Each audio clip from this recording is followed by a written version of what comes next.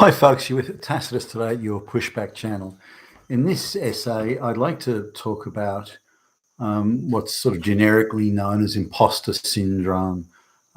It's the quick version is it's people who have been hired into jobs they can't do, promoted into jobs they can't do, and they have this feeling, often very accurate, that they're just simply not up to doing the job. They're not capable of doing the job. They're taking the position of someone who's much more capable, and so they're sort of deep down they're racked with the self-doubt and the guilt and so on. Now, in order to counter this, what most of these people do, instead of trying hard to be better or to study harder or to apply themselves, and bearing in mind a lot of them are very low IQ anyway, so that they're probably limited in what they can do.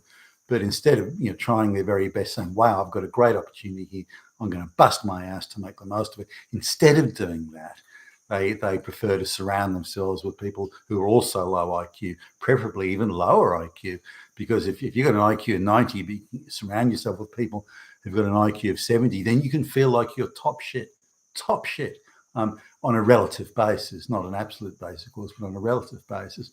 So that's often what happens once you start down the slippery slope of hiring low IQ people on affirmative action quotas, gender, race quotas, all these sorts of things. Then you only end up lowering the standards all around, which means fewer jobs are being created, or the only jobs being created are lower paid, and this sort of thing. So it reduces everyone's standard of living. Everyone suffers once this path is embarked upon. And of course, the Western world, under the direction of the globalists, is going crazy with this. Race and gender quotas everywhere you look, and so on. So what got me onto this was there's been a number of surveys recently. I saw one, I think it was in late November, early December, and there've been a few more sort of recently in January, and they talk about this same thing, this imposter syndrome, but they break it up, or different ones have broken it up by race, and it's probably worth, and gender, I think. Let me just have a quote. Okay, so they've gone. I've just taken a few notes here. So they've gone to straight white males over the age of 50. Apparently 85% to 90% of straight white males in that age category believe that they're capable for the job, they're qualified, can do the job, have done the job, and have no doubts as to their abilities. And around 10% or so have some doubts. Maybe not quite to the point of it, imposter syndrome, but some doubts. They've been over promoted. Now, it's people get promoted for all sorts of reasons. You hope that in most of the time people are promoted because they've got the qualifications, the competence, the achievements, and they're the best candidate for the job, and so on. There's always going to be situations where the boss hires his relatives or friends or his mistress, or all that sort of stuff. Those things will always go on, but you're hoping that sort of happens quite rarely. And but I've known situations where the boss, quite well off, goes to the local brothel, gets friendly with one of the call girls, and then decides to hire her as the director of marketing or director of HR or something like that. And those sort of things do happen, and these people, of course, being over promoted, and they quite reasonably and justifiably have doubts. But we're now baking in to the whole Western sort of thing here. We're baking in the imposter syndrome situation. So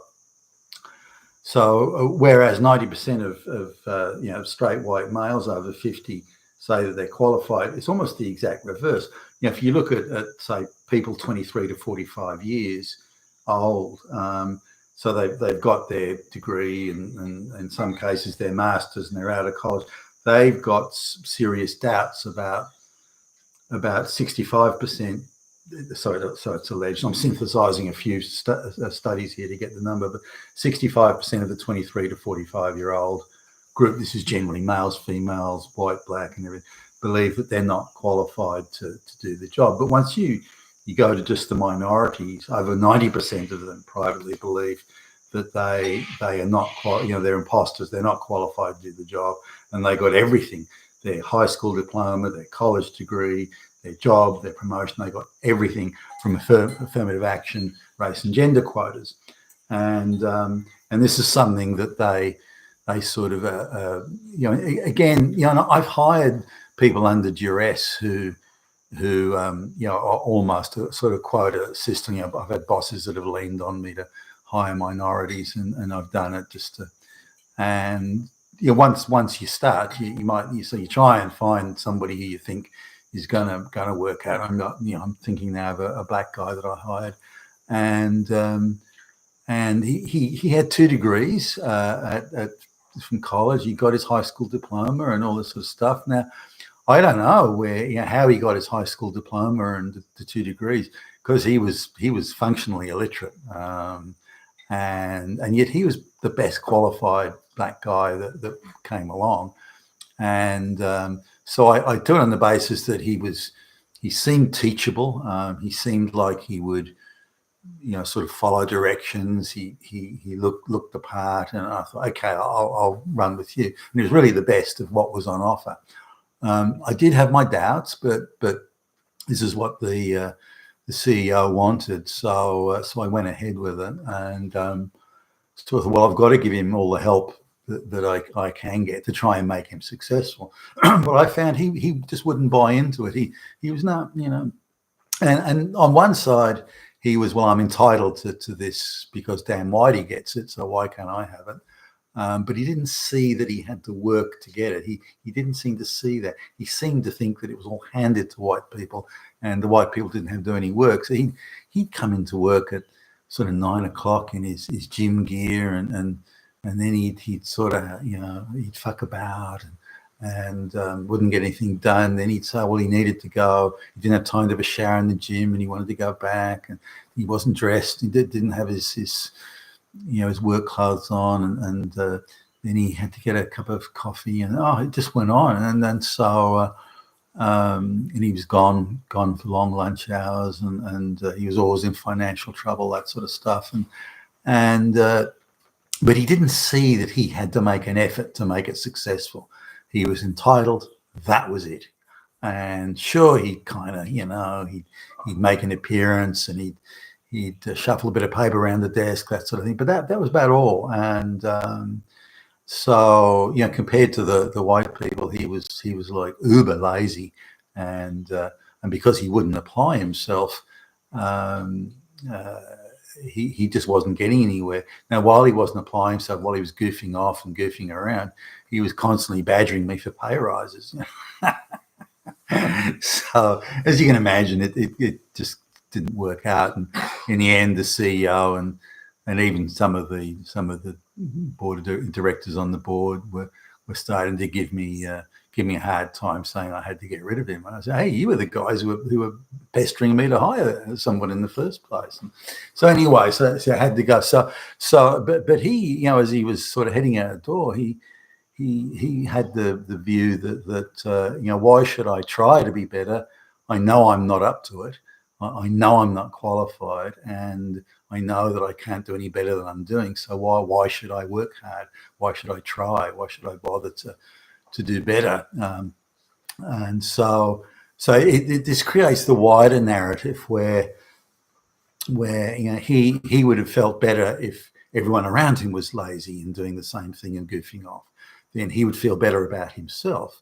Now the work wouldn't get done, and nothing would happen, and the company would go broke, and everyone would lose their job, and this sort of thing. But he didn't see it in that sense, and he was American, and he still had a sort of semi-socialist view that the black community has, which they had in Africa, that everything is owned by the tribe rather than. So he didn't have a concept of private property. It's as in owning and keeping a neat lawn and getting the weeds out of your garden, painting the house. He didn't have that concept. So, and so when we look at this belief in affirmative action, the pretty much all minorities, with odd exception here and there, pretty much all minorities being waved through high school. The amount of people that would have flunked junior high school, I mean, flunked out badly from junior high school, who have master's degrees in bullshit studies, that sort of thing. They're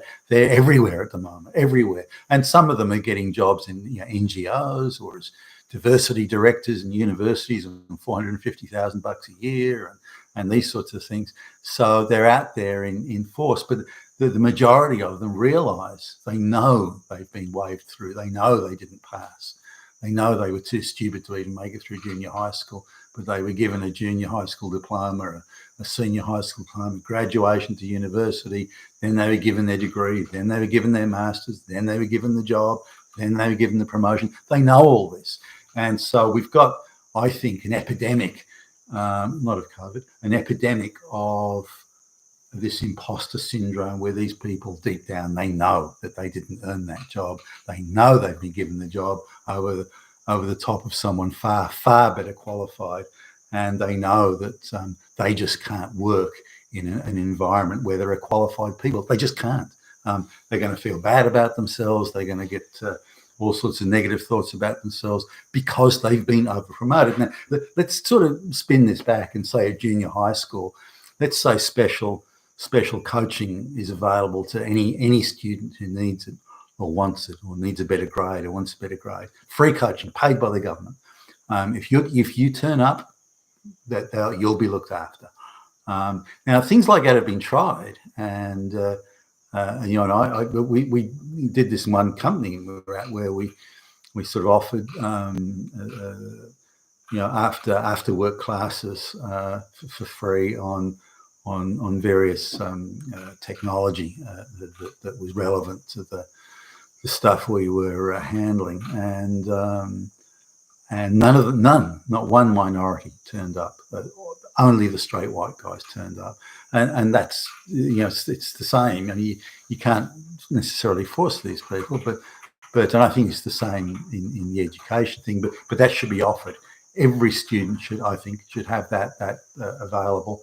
If they want to improve themselves, as in improve their grades, improve their education, improve their